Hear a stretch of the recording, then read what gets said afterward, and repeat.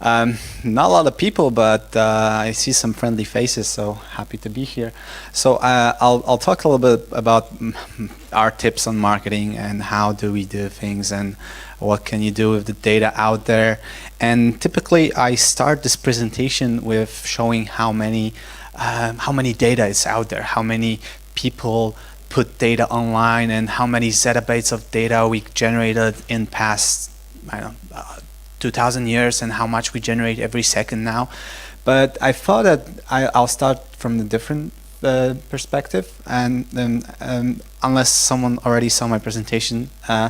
So we live in a world where people put their money online, literally, by putting their credit cards, photos of their credit cards online.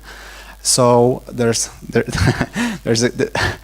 a probably this picture is worth a lot from the gentleman with the camera. So yeah, we monitored a credit card keyword some time ago, and we found out that there's just hundreds or even thousands of people putting their credit cards online, like literally the photos. Whenever they get the debit card or credit card from the bank, they put it online. So there's even a huge profile on Twitter that's retweeting the credit cards that are out there, right? So anyone want to shop on Alibaba or AliExpress, go for the need a debit card. It actually works, supposedly, right? So this is more or less a cornerstone for monitoring tools for the tools that allow you to analyze the data online, and there's plenty of tools out there, and those are slides to build my authority and respect across the group. But let's keep it. So there's plenty of tools out there. I recommend you test some of them. Every tool has its own benefits, pros, cons, and you choose whichever you prefer. So there are a couple of things you can do with monitoring tools. First thing is you can understand your customers better than ever. So you can get customer insights. You can see what people like about the product and where they talk about your product, and if those are actually people that actual people talking about your product, or are those maybe reporters, or is the content user generated, or is it actually from some other source? What's the sentiment, whether people like your product or not, whether they put positive opinions out there or negative opinions. So there's a lot of stuff out there that we collect, and we try to analyze it. We crunch the data, and you can actually understand whether your new release of your new GoPro camera is received better than the previous one or not. And you can see what people like about the camera and what people don't like. So you can see the sample mentions, you can see actual data and actual opinions about your product. So this is one thing. You can generate reports. You can get to know your customers. You can improve your marketing. You can improve your product through knowledge found online. But my favorite part is you can actually engage customers. So whenever whoever talks about your publicly, about your company or startup online, you can engage those discussions and just build a relationship with your potential customers. So my favorite example from past few months for this is Virgin Trains. This is a train company in UK, and they found out that there's Adam talking about their company one day, and Adam just had a reasonably large poo and in one of their toilets, and there's no paper roll, right? And he's saying that he's traveling train from Austin to Glasgow, right? And they immediately respond, and they said that which coach you're in, Adam, right? And we'll send down someone to you right away. And then there's a toilet roll in the hands of the customer, indeed, right? So this is the pictures I show you went all over the web. They were on BuzzFeed, they were on 9gag. They generated tens of millions of people in reach. So there was a huge return on investment from this single engagement, from engagement that took them like probably 30 minutes to arrange, right? To do. So engaging people online can generate huge benefits, and there's actually more and more companies that do this, like PlayStation trying to pick up the discussion about PlayStation products whenever there's a customer in need, whenever there's a customer who cannot launch the Polish keyboard on PlayStation 4. There's a PlayStation Poland profile engaging the discussion and trying to build a relationship with people, and this has obviously some cool effects, right? That there's more and more popular content, there's more popular opinions while you engage customers online, but it's super important to understand that this is actually a way for us to generate exposure for future, right? Because we're not only solving a problem for a single customer, we are also solving a problem for probably hundreds or even thousands of customers that will see this discussion in the future. So people who will actually find a discussion and not create a new one. So up to this point, I had in 2 years ago, I had a little data to back my theory about that engaging customers online is really good. But now I have this fancy data from one of the leading or top cosmetics manufacturer, the Polish division, right? And they started engaging customers in early 2013. And you can see that there was a lot of negative feedback on their products online. And it went down probably 4 times the negative sentiment, while the positive sentiment went up. So actually, whenever people are now engaging discussion, whenever people are looking for opinions about those products, and obviously people do look for opinions about any product nowadays, there's just way more positive opinions about those products. So there's just cheers. there's just they saw my presentation, it's okay. So there's just way more positive opinions. So new customers are much more inclined to buy the product, right? So what can you do if there's a little discussion about your company? Because it's all and well there's hundreds or thousands of mentions about your company online, and you can engage those customers, and then it's cool, right? But you probably think that this can only happen for companies like Samsung, IKEA, whatever. The thing is that you can stimulate this discussion. You can generate content that makes people talk, and then you engage the discussion, and then you generate brand ambassadors. So this is something we did a time ago. Hopefully there will be video.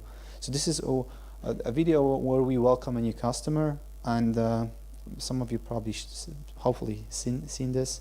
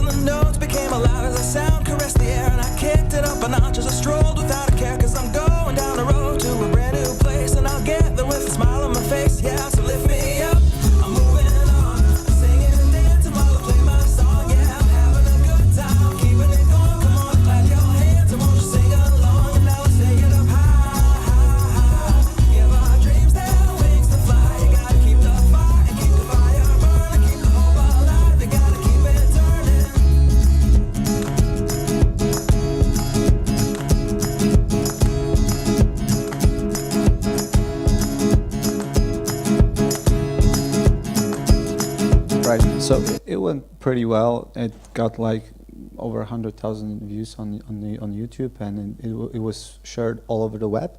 And whoever talked about this video of ours online, we tracked this, and we engaged those people, thanking them for the support, or just engaging the discussion. And this way, we generated our initial group of ambassadors, both in Poland in Poland it works really well, but also it works globally. So this is how we met our first influencers, the first bloggers that wrote about Brand24, that wrote a review about our company. And this kind of relationship might seem pretty weak, but it's actually very strong. So whenever there's a company engaging the discussion on personal profile in a manner, in a like personal manner, it's very powerful.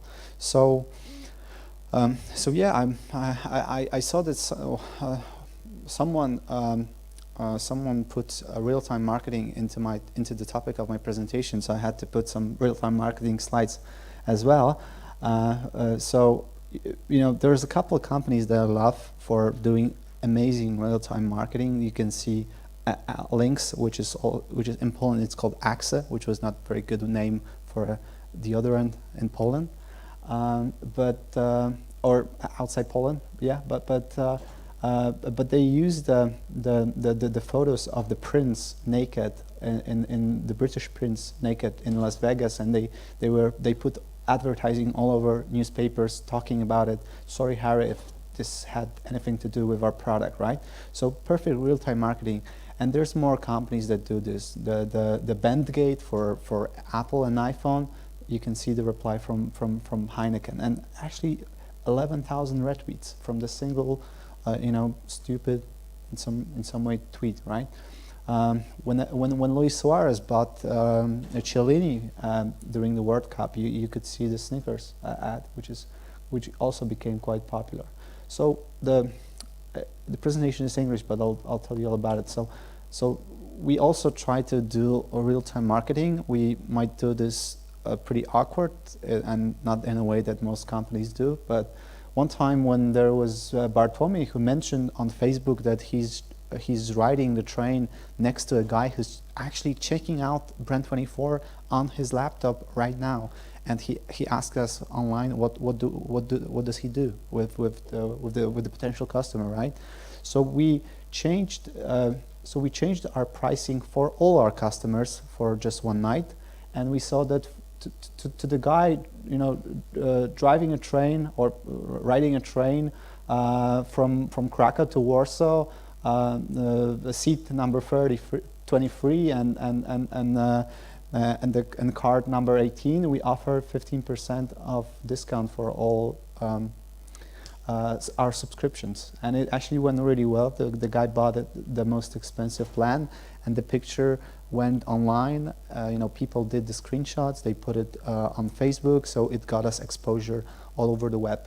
I believe that this case is still used in plenty of presentations on different conferences, not only mine, which is really cool. So the last part I want to talk to you about is social sales, and so the marketing is all about three aspects. One is to listen to customer, to gain insights, to improve your marketing. The second one is to engage those customers, and the third one is to sell your product. So you don't have to necessarily monitor your own company or your competitor. You can monitor topics related to your business. So there's actually hundreds of thousands of mentions all over the web, people looking for a specific product. I'm looking for a good kebab in Warsaw. I'm looking for a good a place to stay in Chicago. I'm looking for a good laptop under $2,500, right?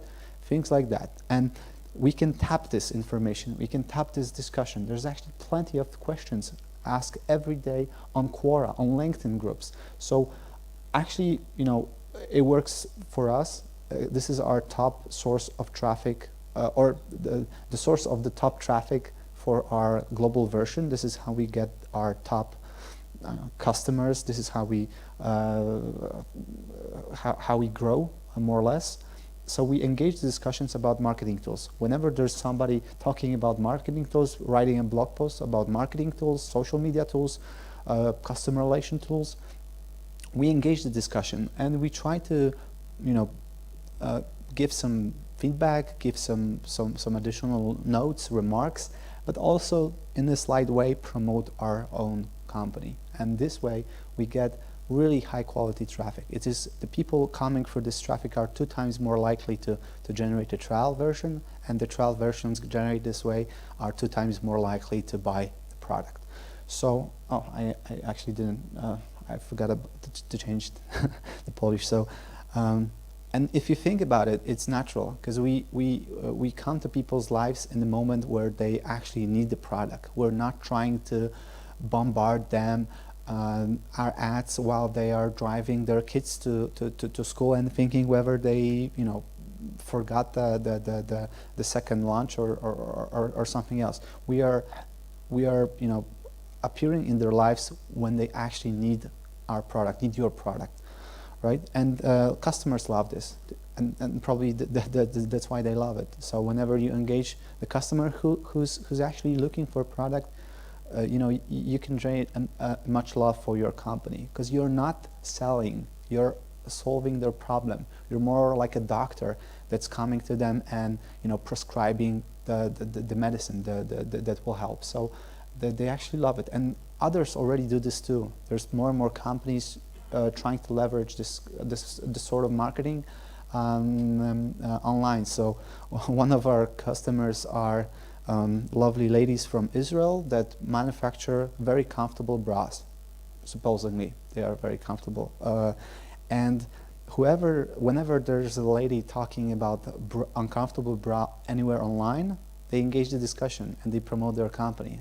And this is perfect for them, because they appear in people's lives whenever there's an actual problem they can solve.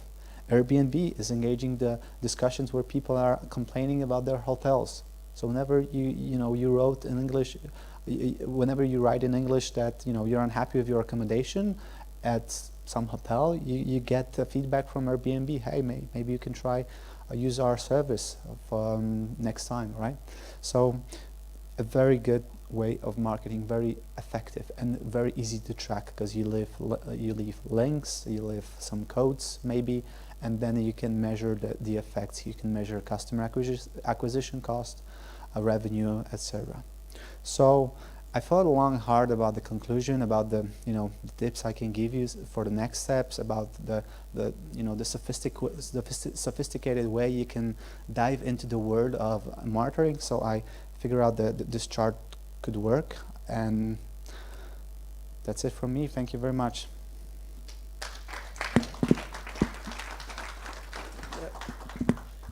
Thank you.